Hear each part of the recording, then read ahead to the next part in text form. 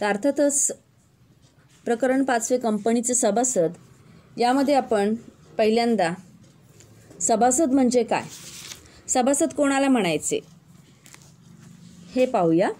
आता पहा, शिक्षण आहे, मनोरंजन आहे किंवा विविध उद्दिष्ट आहेत, यांची पूर्तता करण्यासाठी अनेक लोक एकत्र येतात आणि ते संस्थेची स्थापना करतात.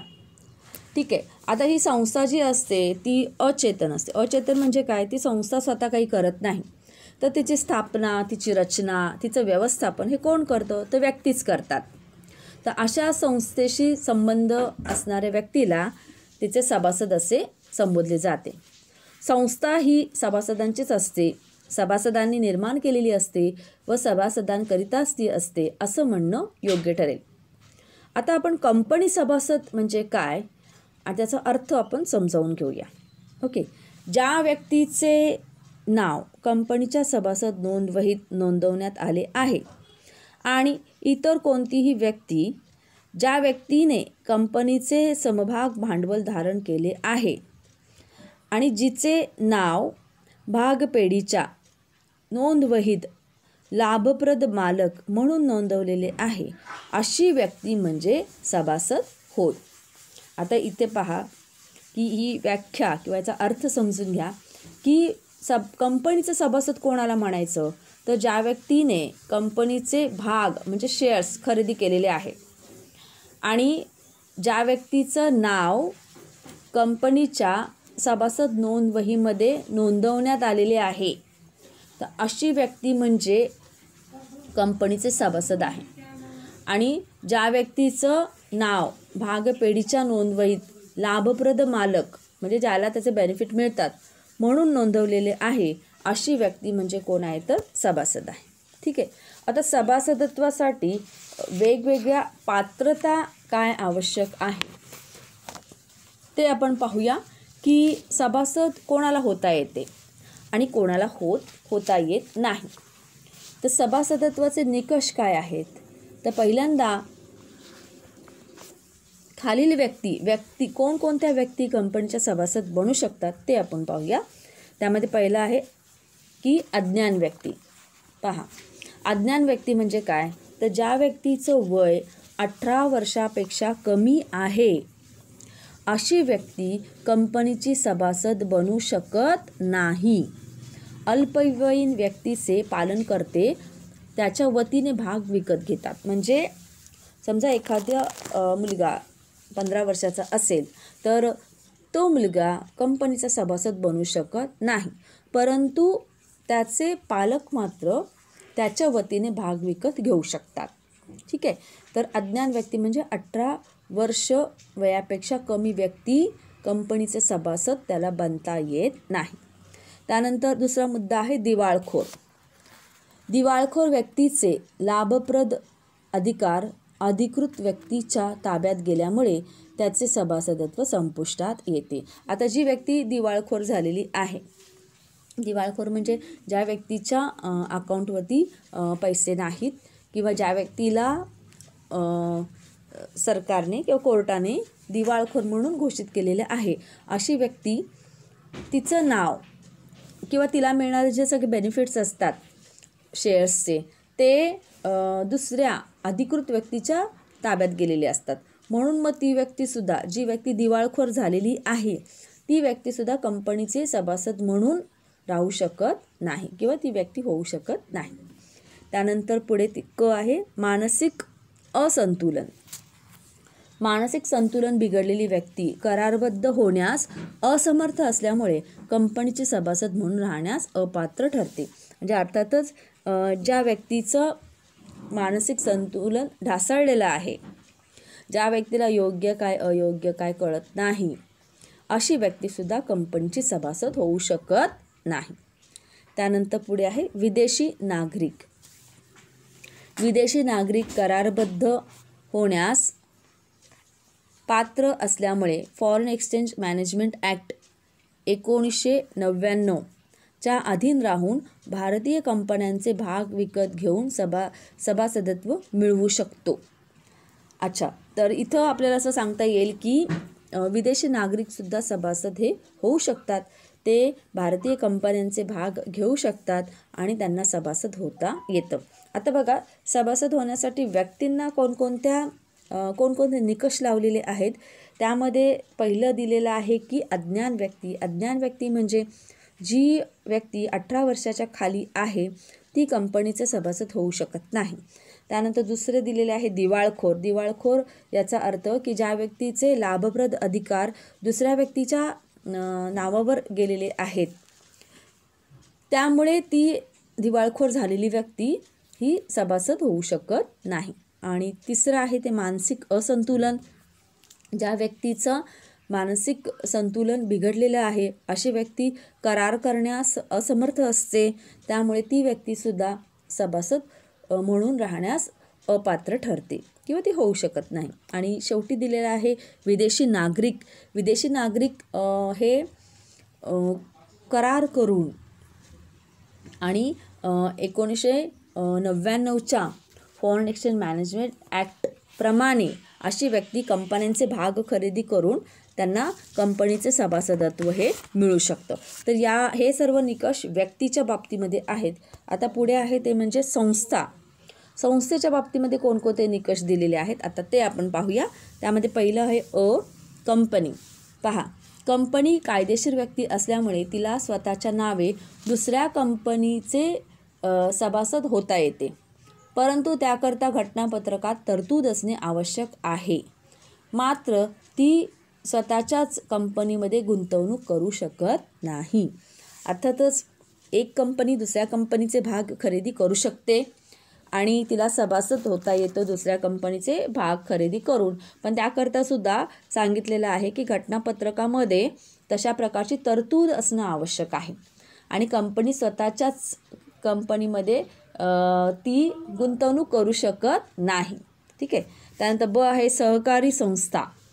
सहकारी संस्था ही नोंदणीकृत संस्था असल्यामुळे तिला कंपनीचे सभासद होता येते. आपण शिकलेलो आहोत की सरकारी संस्था यांची नोंदणी ही अनिवार्य आहे आणि ती नोंदणीकृत संस्था असल्यामुळे सहकारी संस्थेला दुसऱ्या कंपनीचे भाग खरेदी करता येतात आणि भाग खरेदी केलेले असल्यामुळे अर्थातच सहकारी संस्थेला कंपनीचे सभासदत्व मिळू शकते.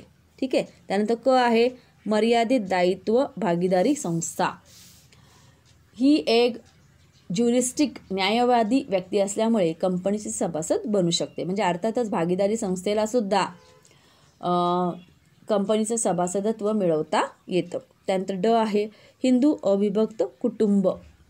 या संस्थेच्या सभासदत्वाला कायदा मनाई करत नाही, मात्र भागांची नोंदणी कर्त्याच्या नावाने होते. अर्थातच भागीदारी संस्थेमध्ये हिंदू अविभक्त कुटुंब पद्धतीमध्ये कर्ता हा प्रमुख असतो आणि या संस्थेला सभासद होण्यापासून मनाई करता केली जात नाही, परंतु जी भागांची खरेदी आहे ती कर्त्याच्या नावाने होते. ठीक आहे. त्यानंतर पुढे आहे भागीदारी संस्था. तर भागीदारी संस्था ही नोंदणीकृत संस्था नसल्यामुळे कंपनीचे सभासद बनू शकत नाही, पण भागीदारी संस्था भागीदारांच्या नावाने भाग धारण करू शकते. म्हणजे भागीदारी संस्थेला स्वतःच्या नावाने कंपनीमध्ये इन्व्हेस्टमेंट करता येत नाही किंवा ती कंपनीचे सभासद होऊ शकत नाही, परंतु भागीदारी संस्थेमधील जे भागीदार असतात त्यांच्या नावाने मात्र भाग त्यांना खरेदी करता येतात किंवा भाग धारण करता येते, संस्थेला येत नाही. त्यानंतर पुढे आहे विश्वस्त संस्था. नोंदणीकृत विश्वस्त संस्था स्वतःच्या नावावर कंपनीचे सभासदत्व प्राप्त करू शकते. म्हणजे ज्या विश्वस्त संस्थेची नोंदणी झालेली आहे अशी विश्वस्त संस्था स्वतःच्या नावाने कंपनीचे सभासदत्व प्राप्त करू शकते. म्हणजे बघा, आपण दोन याचे विभाग केलेले आहे की व्यक्तींना सभासदत्व कसं मिळतं आणि संस्थांना सभासदत्व कसं मिळतं. संस्थामध्ये पहिली आहे कंपनी. तर कंपनीला अर्थातच दुसऱ्या कंपनीचे भाग खरेदी करता येतात, सभासदत्व त्यांना मिळवता येतं, पण तशा प्रकारची तरतूद कुठे असायला पाहिजे तर घटनापत्रकामध्ये असायला पाहिजे. ठीक आहे. त्यानंतर सहकारी संस्थेच्या बाबतीमध्ये पहा, सहकारी संस्था ही नोंदणीकृत संस्था आहे, त्यामुळे तिला कंपनीचे सभासदत्व मिळवता येते. त्यानंतर मर्यादित दायित्व भागीदारी संस्था. आता मर्यादित दायित्व भागीदारी संस्था ही एक ज्युरिस्टिक न्यायवादी व्यक्ती असल्यामुळे ती कंपनीची सभासद बनू शकते. ठीक आहे. त्यानंतर पुढे दिले हिंदू अविभक्त कुटुंब. आता हिंदू अविभक्त कुटुंब संस्थेच्या सभासदत्वाला कायदा मनाई करत नाही, पण याला भागांची नोंद जी आहे ती कर्त्याच्या नावावर केली जाते. ठीक आहे. त्यानंतर भागीदारी संस्थेच्या बाबतीत आपल्याला असं दिसून येतं की ही नोंदणीकृत संस्था नाही, त्यामुळे कंपनीची सभासद बनू शकत नाही, परंतु भागीदारांच्या नावाने त्या संस्थेला भाग धारण करता येऊ शकतात. आणि विश्वस्त संस्था ही नोंदणीकृत संस्था असल्यामुळे ती स्वतःच्या नावावर कंपनीचे सभासदत्व प्राप्त करू शकते. ठीक आहे. तर अशा प्रकारे या सभासदत्वासाठीची निकष आहेत व्यक्तीच्या बाबतीमध्ये आणि संस्थेच्या बाबतीमध्ये. आता यातील पुढचा मुद्दा आहे तो म्हणजे सभासदत्वाचे संपादन. आता एखाद्या कंपनीचे सभासदत्व कसे मिळवता येईल यावर आपण चर्चा करूया. यामध्ये 7 मुद्द्यांचा समावेश केलेला आहे. एक म्हणजे घटनापत्रकाची सदस्यता घेऊन. दुसरा आहे भाग खरेदीसाठी अर्ज करून व भाग वाटपाने. तिसरा आहे अभौतिक स्वरूपात भाग धारण करणे. चौथा मुद्दा आहे भाग हस्तांतर करून. 5वा आहे भाग संक्रमणामुळे. 6वा आहे एक व्यक्ती कंपनीची नामनिर्देशित व्यक्ती. आणि 7वा आहे मूकसंमतीने सभासदत्व. तर इथं आपण या मुद्द्यांना अनुसरून एखाद्या कंपनीचे सभासदत्व कसं मिळवता येतं यावर चर्चा करूया. यामध्ये पहिला मुद्दा आहे घटनापत्रकाची सदस्यता घेऊन. पहा, कंपनीच्या घटनापत्रकावर सह्या करणाऱ्या किमान व्यक्ती या कंपनीच्या सभासद बनतात. जसं की तुम्हाला माहिती आहे, सार्वजनिक कंपनीसाठी 7 सदस्यांची आवश्यकता असते, तर खाजगी कंपनीसाठी 2 सभासदांची आवश्यकता असते. तर एक व्यक्ती कंपनीसाठी फक्त एका सभासदाची घटनापत्रकावर सही करण्यासाठी आवश्यकता असते. खरं तर हे सर्वजण कंपनीचे प्राथमिक सभासद असतात. म्हणजे अर्थातच ज्या सभासदांनी घटनापत्रकावरती सह्या केलेल्या आहेत प्रथम, ते सर्वजण कंपनीचे सभासद होऊ शकतात. ठीक आहे. त्यानंतर दुसरा मुद्दा आहे भाग खरेदीसाठी अर्ज करून व भाग वाटपाने. ज्या व्यक्तीला कंपनीचे भाग खरेदी करावयाचे असतात त्या व्यक्तीला कंपनीकडे अर्ज करावा लागतो. त्याचा भाग खरेदीसाठीचा अर्ज जर कंपनीने स्वीकारला तर त्याला भागांचे वाटप केले जाते आणि अशा प्रकारे तो भागधारक बनतो आणि सभासदत्व मिळवतो. म्हणजे अर्थातच हा दुसरा मार्ग आहे सभासदत्व संपादन करण्याचा, मिळवण्याचा, की ज्या व्यक्तीला कंपनीचे भाग करायचे आहे त्याने तशा प्रकारचा अर्ज कंपनीकडे सादर करायचा आहे आणि कंपनीने तो मंजूर केला आणि त्याला भागांचे वाटप केले की अर्थातच ती व्यक्ती भागधारक बनते आणि तो कंपनीचा सभासद बनू शकतो. त्यानंतर तिसरा मुद्दा आहे अभौतिक स्वरूपात भाग धारण करणे. एखाद्या व्यक्तीच्या नावावर असलेले भागपेढीमध्ये लाभप्रद मालक म्हणून नोंदवलेले असतात, अशी व्यक्ती कंपनीची सभासद बनते. म्हणजे ज्या व्यक्तीचं नाव हे डिपॉझिटरीमध्ये नोंदवलेलं आहे आणि त्या व्यक्तीला लाभप्रद मालक म्हणून घोषित केलेले असेल तर अशी व्यक्तीसुद्धा कंपनीची सभासद बनू शकते. त्यानंतर चौथा मार्ग आहे सभासदत्व संपादन करण्याचा आणि तो म्हणजे भागांचे हस्तांतर करून. एखाद्या व्यक्तीने विद्यमान भागधारकाकडून म्हणजे सध्या जो आहे तो भागांची खरेदी केली व ही हस्तांतरणाची विनंती कंपनीने मान्य केली की ती व्यक्ती कंपनीची नोंदणीकृत सभासद बनते.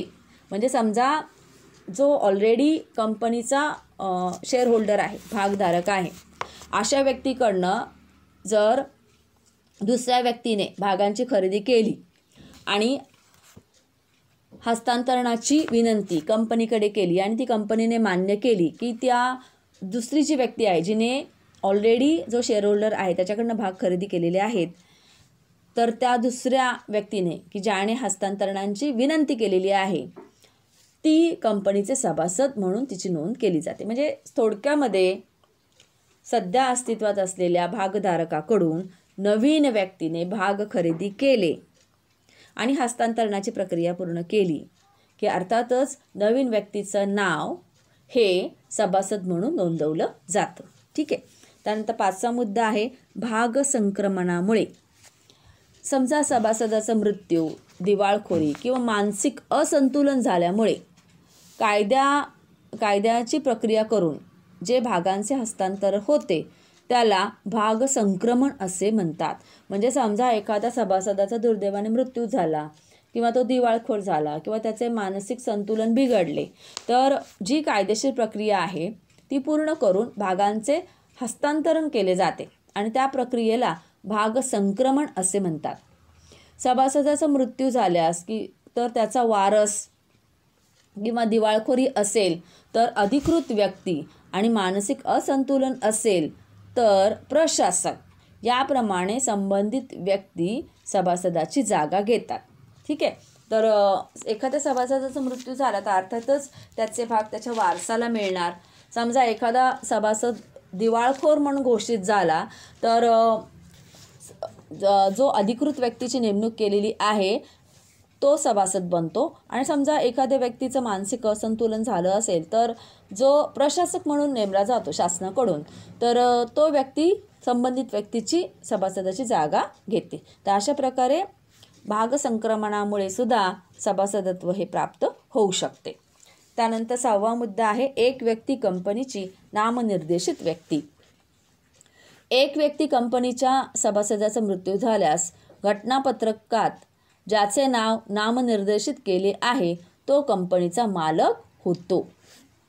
म्हणजे अर्थातच एक व्यक्ती कंपनीमध्ये तुम्हाला माहिती की एकच व्यक्ती असतो, पण एक तरतूद म्हणून घटनापत्रकामध्ये नॉमिनी म्हणून लिहिलेलं असतं.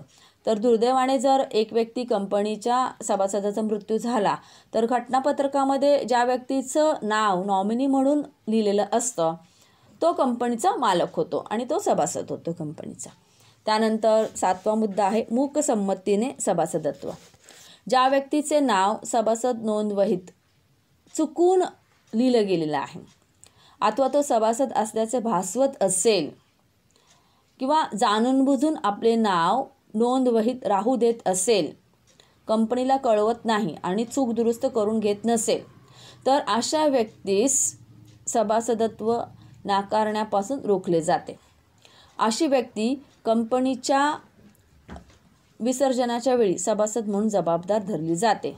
यालाच प्रतिबंधत्वाचा सिद्धांत असे म्हणतात. म्हणजे एखाद्या व्यक्तीला माहीत असेल की आपलं नाव चुकून लिहिलेलं आहे सभासद नोंदवहीमध्ये आणि तो किंवा एखादी व्यक्ती आपण सभासद असल्याचं भासवत असेल किंवा एखाद्या व्यक्तीने आपलं नोंदवहीमध्ये जाणून बुजून नाव राहू दिलं असेल, तो कंपनीला झालेली चूक कळवत नसेल, तर अशा व्यक्तीस सभासदत्व नाकारण्यापासून रोखलं जातं.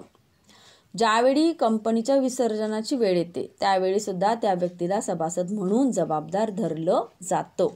ओके. तर अशा पद्धतीने हे सभासदत्व संपादन करण्याचे वेगवेगळे मार्ग आहेत. तर पहिला मार्ग आहे घटनापत्रकावरती सह्या करून. दुसरा आहे की त्या कंपनीचे जे भाग आहेत त्यांची खरेदी करून सुद्धा सभासदत्व मिळवता येते. त्यानंतर तिसरा मार्ग आहे की डिपॉझिटरीमध्ये म्हणजे भागपेढीमध्ये लाभप्रद मालक म्हणून नोंद झालेली असेल तर अशी व्यक्तीसुद्धा सभासद म्हणून समजली जाते. चौथा आहे भागांचे हस्तांतर करून. 5वा आहे भाग संक्रमणामुळे, की जसं सांगितलं की एखाद्या सभासदाचा मृत्यू झाला किंवा एखाद्या सभासदाचं मानसिक असंतुलन झालं, दिवाळखोर म्हणून तो घोषित झाला, तर कायद्याच्या प्रक्रियेनुसार जी व्यक्ती तिथं नेमली जाते ती सभासद म्हणून समजली जाते. आणि एक व्यक्ती कंपनीची नामनिर्देशित व्यक्ती म्हणजे दुर्दैवाने एक व्यक्ती कंपनीचा जो मूळ मालक आहे त्याचा मृत्यू झाला तर घटनापत्रकामध्ये ज्या व्यक्तीचं नाव नॉमिनी म्हणून मेन्शन केलेलं असतं ती व्यक्ती त्या कंपनीचा मालक होतो. आणि मूकसंमतीने म्हणजे जरी एखाद्या समजा व्यक्तीचं नाव चुकून सभासद नोंदवहीत गेलेलं असेल आणि ती व्यक्ती झालेली चूक कंपनीला सांगत नसेल, ती व्यक्ती तसंच सभासद म्हणून इतरांना भासवत असेल, तर अशा व्यक्तीला सुद्धा सभासदत्व नाकारता येत नाही आणि कंपनीच्या विसर्जनाच्या वेळी मात्र त्या व्यक्तीला सभासद म्हणून जबाबदार धरलं जातं. ओके, तर हे सर्व सभासदत्वाचे मार्ग आहेत की ज्याद्वारे सभासदत्व संपादन करता येऊ शकते. तर आज आपण कंपनीचे सभासद म्हणजे काय, व्यक्ती ज्या आहेत त्या कोणकोणत्या सभासद होऊ शकतात आणि संस्था कोणकोणत्या सभासद होऊ शकतात हे पाहिलेलं आहे. आणि सभासदत्वाचे संपादन कसे करता येते हे यावरही आपण चर्चा केलेली आहे. तर कंपनीचे सभासद या प्रकरणातील पुढचा मुद्दा आपण पुढच्या लेक्चरमध्ये पाहूया. आय होप आजचे मुद्दे तुम्हाला पूर्णपणे समजलेले आहेत.